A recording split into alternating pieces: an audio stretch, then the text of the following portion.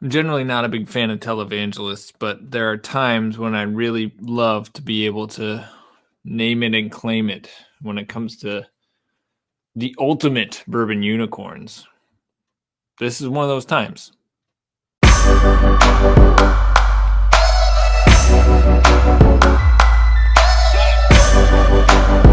Neat Nation, welcome back to the show.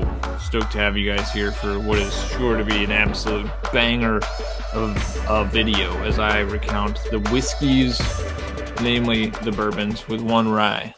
See if you can guess what it is. But the American whiskeys that I most would like to have. Now, these aren't the most rare whiskeys ever. I mean, they're super rare, but they're not the most rare whiskeys ever, nor are they the most expensive whiskeys ever, although some of them are very expensive. But these are the whiskeys that come to mind for me that I've heard about and learned about, and I just had this affection for them.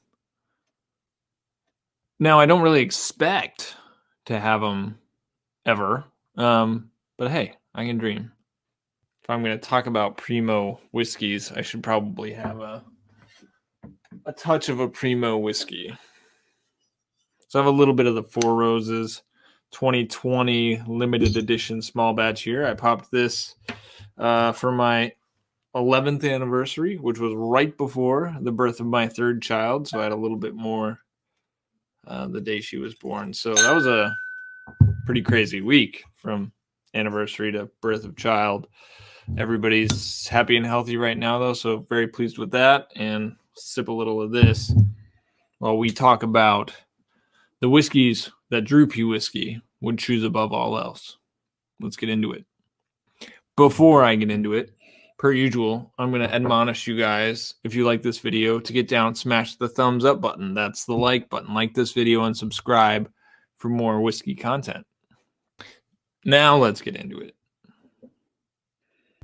The first two whiskeys on my list should not be a surprise to anybody who is a follower of the Drew P. Whiskey channel. And I'm going to start with the first one, that rye I mentioned. Hopefully you had a chance to guess it. Granted, I didn't give you very much time. But again, it's not a surprise if you know me.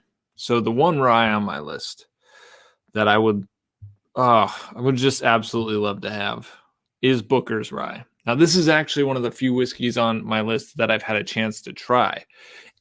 And it's amazing. One of the reasons it's on my list was because it played such a crucial role for me in my whiskey exploration, my bourbon journey, if you will. I had had very few barrel-proof whiskeys to that point. And a very, very generous man, cheers, Aaron, saw fit to give me a little tasty taste of his absolute prize.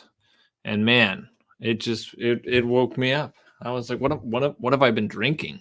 Like, I was drinking a lot of Bullet, a little bit of Buffalo Trace, and a lot of Scotch. But when I tried Booker's Rye, I was like, wow. I mean, there are some things in American whiskey that I did not realize were there. And that was so sweet and spicy and complex. I'd love to taste it again because it was so early on in my ventures that I wasn't a really experienced American whiskey taster, but I knew that was dang good. It was released in 2016. It was the only Booker's Rye ever released. There have been rumors that they might bring Booker's Rye back, which would be amazeballs. Maybe. I mean, could also be bad if it wasn't that good. But if it captured any of the magic of the 2016 release, that'd be awesome. And the Booker's bourbon it normally looks, well, like this. But that Booker's Rye, I showed you a picture of it just a second ago. It's got that green wax and that green label. Wow. I mean, just a really, really, really, really, really cool bottle to Booker's Rye. The next whiskey, also not a surprise if you follow the channel. That would be Old Crow Chessman. Now, the Chessman decanters from Old Crow, which was owned by National Distillers at the time, released in 1969. 69! I mean, I had heard multiple times people talking about the legendary quality of this juice. Now, this is very, very different whiskey from Booker's Rye. The Chessman's a 10-year 86 proof bourbon. So just completely different flavor profile from Booker's Rye. But I had heard, just legendary things. Fred Minnick says it's the best whiskey that he's ever had, or best bourbon that's ever touched his lips. And the look of these things is awesome. National Distillers released a whole set, like a literal whole set of chess pieces, along with a blanket that could have served as a chessboard if you wanted to play chess with these things, which is one of the most baller moves ever. I mean, that's sort of a bucket list thing, is to play chess with an old Crow chessman set. That'd be pretty dank. There's actually a complete set, not necessarily in mint condition, but a complete set at the Bardstown Vintage Spirits Library. And fortunately for me, my co-host on the Entry Proof podcast, Brian Bikey at Abandoned Bourbon, had an old Crow chessman, so I was able to try some. So this would be the second whiskey on the list that I've been able to try, and it was really, really, really good. It was maybe not the most extraordinary whiskey I've ever had. That may end up going to the Booker's Rye, but it was really, really lovely, and it's 1969. I mean, it's definitely an antique. And the awesome decanter set that was produced that housed this amazing bourbon, it's just overall an amazing package. And it shows the glory of a now defunct brand. Well, I guess Old Crow's not defunct, but it probably should be. Old Crow's currently owned by Beam, and it's garbage. It's just not good. It was once, oh, so good, so delicious, so lovely, and now it sucks. It is a steaming pile of dumpage. But here's to of old, the old Crow chessman set. I would want to have one. I don't need the set. Let me be clear. I'm not asking for the whole set here. I just want one bottle. I don't even care what piece it is. I mean, if I had to choose, I love the Rook. I've always been partial to the Rook.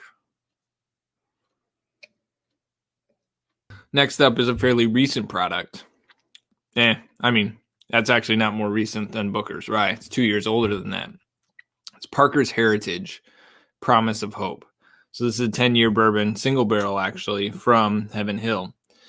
And of all the Parker's Heritage releases, this is the one that's most highly lauded. It came out, about a year before I started getting into whiskey. Not that I've been able to score any of the Parker's Heritage bottles ever. I have not. But if I got to choose one of them, that would be it, based on its reputation. Now, we're not talking about a high proofer here. It's 96 proof, 48% alcohol by volume. But based on reputation alone, the fact that Parker Beam was still around picking the barrels, I think 100 barrels went into this particular release. I would want that one for sure. And I'm a Heaven Hill fanboy. You know this if you watch my videos. So if it tastes anything like a really, really awesome Elijah Craig, Henry McKenna mashup thing, yeah, sign me up. I do want that. Next on the list, well, I'll choose one of these and then I'm going to make an honorable mention. It's really hard for me to choose between the two, but if I got one of these, I'd be a pretty happy man. They're both from Four Roses. One is the 125th anniversary limited edition small batch. So like this, but released in 2013. I love Four Roses limited edition small batches. I've been able to try the 2018, the 2019, and the 2020. I do have the 2016 unopened behind me, but I just love these releases so much. And the 125th is, again, one of those ones that has reached legendary status. So as a big fan of Four Roses and the limited edition small batches, that would be a haul, a get, and would move me very deeply. Now, also from Four Roses that I would love to have that I've been able to try is the Al Young release. That release was to celebrate Al Young's 50 years with Four Roses, really, old Prentice distillery, through many different owners. And it was released in 2017, and it was really good. It was not as bold and sweet and fruity as some of the other Four Roses that I like, but man, it was floral and was creamy as all get out. So it was a really unique bottle and very, very special bottle and a lovely bottle. Like coolest bottling that Four Roses has done in a long time. And I'm a big fan of these. I'm a big fan of their single barrel bottles, but the bottle they did for the Al Young release was dope. I mean, I really can't complain. I'm just happy to have this. It's so good. 3 more. Next up on the list is a Michter's 20 bourbon. Again, when it comes to lovely bottles that are just like, well, they appeal to the collector in you, Michter's 20 is super, super cool looking. I mean, this is the Michter's 10 rye. And the Michter's 20 is kind of murdered out, black and charcoal and silver, and then silver wax. I mean, just the coolest looking bottle. And it's supposed to be about as good as 20-year-old bourbon can get. I mean, if you're a collector, a whiskey enthusiast, you know that when bourbon gets to be old, north of 18, heck, north of 15 years, pretty good shot that it's going to be crazy oaky, like dry and tannic, and not as good maybe as a 12 to 15-year-old bourbon might be. But the folks at Michter's apparently do such a great job with their 20-year releases that it's extraordinary. And I want to try that. I want that inside of me. And it was released in 2018 and 2019. The MSRP is not cheap. Like these are these are once in a lifetime bottles. You know, if it was staring at me, looking me in the eye at MSRP, would I buy it? It'd be a tough call. That'd be a really tough call. 2 left.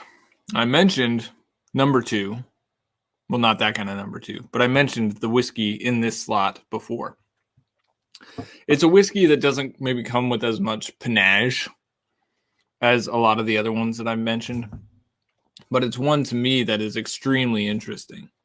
And that is Eagle Rare, 10-year-old, 101 proof from Old Prentice Distillery, which is now Four Roses. It's this. Well, this is the bottle, and I didn't have one, unfortunately. I found this bottle while on a hunting trip with my dad in Bryan, Texas. There was about this much whiskey in it, and I tried it, but man, I don't know how long it's been sitting down there, and it's a screw top, so maybe the seal wasn't good, but it tasted crazy oxidized to me, and that was early on in my whiskey tasting career. My dad actually finished it the next year. I said, keep that bottle for me. And so he did. And so now I have the bottle, which is super cool. I love this thing. That said, I would love a full one. I would love to be able to try it with a good fill, hopefully not oxidized, because I love Eagle Rare and I love Four Roses. So that's awesome. Like, it's a brand that I have a deep affection for. Sure, this would taste nothing like the current Eagle Rare from Buffalo Trace Distillery, but if it tastes anything like a dusty, high quality Four Roses, which I've never had, still sounds pretty good. So this would be awesome. You know what? Psych, I actually have 2 more. I forgot about one. So the second to last is a banger. The last one is the banger of bangers, but this second to last one is quite the banger itself. And that is very, very old Fitzgerald 1968 Gold Vein. So this is from the Stitzelweller Distillery. This is supposedly distilled by the man, the Pappy himself, Pappy Van Winkle. And so we're talking about super dusty, wheated bourbon, 12 years old from Stitzelweller. And again, this one is one that any collector would be like, oh, yeah, duh. We all want that. So I'm not telling you anything new here. I'm just saying that bottle looks so cool, and the juice inside is supposed to be so good. I couldn't not put it on the list. And I'm a wheated bourbon fan. It's not my be-all, end-all. But if you got a well-aged wheated bourbon, sign me up. I mean, William LaRue Weller, really, really solid. Heck, Weller 107, really solid. Maker's Mark Limited products. Love them. Give them to me. So 1968, very, very old Fitz. gold vein from the famed Stitzel-Weller distillery. I mean, yeah, dude, let's go. All right, finally.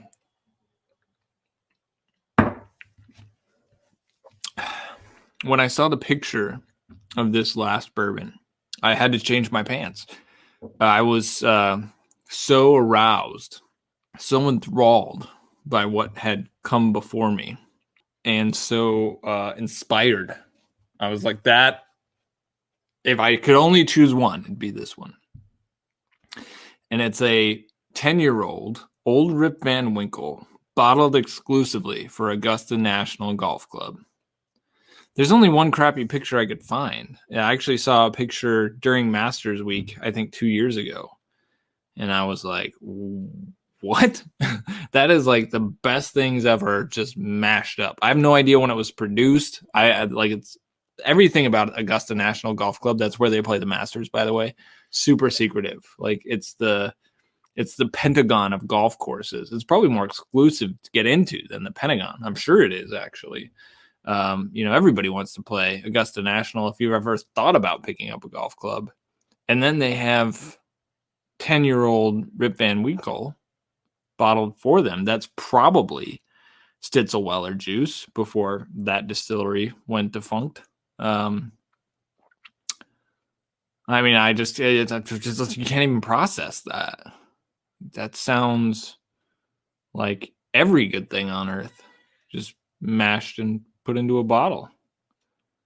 So if you were to say, Drew, you can have a bottle of any bourbon on the planet, what would it be? What would be that one? I don't know, honestly, if I'd open that one.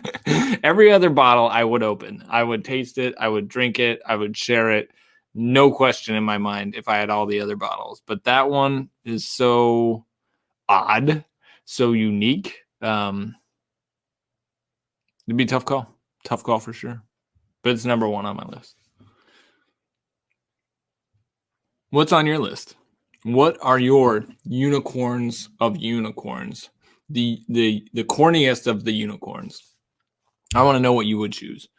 I mean, that's my list right now. It may change in the future. Probably will as time goes on and I taste more old dusties or whatever. But hey, it is what it is right now. If I were to win the lottery, which I don't play, I would probably try and get them. We'll see. Squad, thanks for watching that video. I hope you liked it. Again, get down and like the video if you like the video and subscribe. That's helpful to me. If you want more whiskey content, check out the channel or go to entryproofpodcast.com. That's where you can get some audio content for your ear hole while you're just doing your thing. That's me and Brian Bikey at Abandoned Bourbon talking about bourbon, interviewing people, talking about people in the bourbon industry. If you just want to have a good time and hang out, well, you should get on my channel Thursday nights at 8 o'clock where we do some live streaming. That's 8 o'clock Central Time. Hanging out with Brian, talking with other people on the whiskey tubes, doing some whiskey reviews. Right now I'm tasting through 100 craft whiskeys in 2021. I think I'm through like 56 right now. So I got a little bit of a ways to go, but man, that has been an eye-opening journey. Hope to catch you in one of those places in the days to come. In the meantime, stay healthy, stay safe, and remember to keep it neat. Cheers, guys.